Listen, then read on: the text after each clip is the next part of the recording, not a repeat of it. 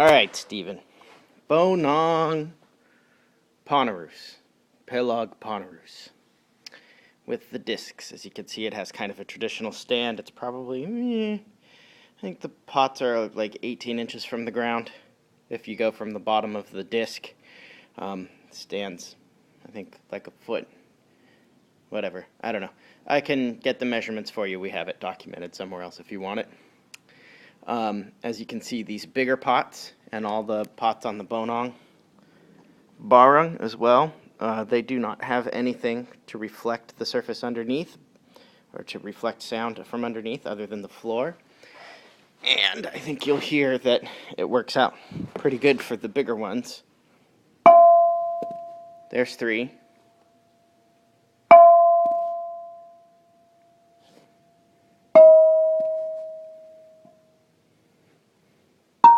Six is one that we've debated, and we might still come back and get something to resonate it a bit.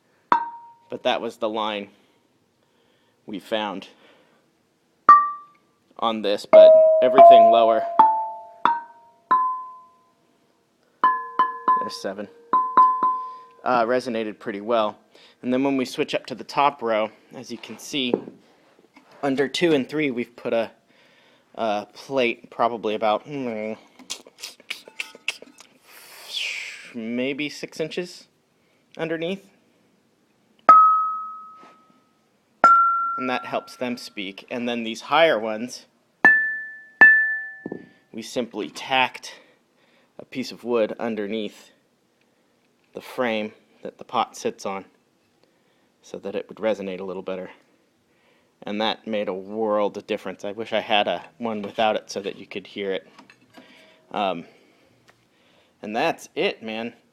Just so you can get an idea of these frames, that's how we do the frame underneath the pot, or underneath the disc.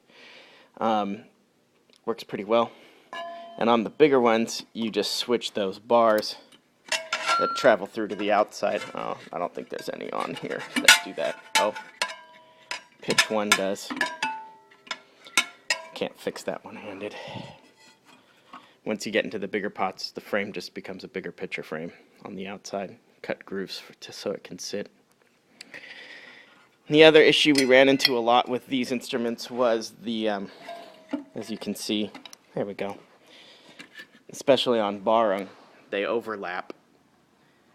Because the discs are so big, to make it a comfortable playing, we cut the grooves that sit on the string at an angle, and we also elevated the back row about 1 inch higher. You can see the risers on the stands.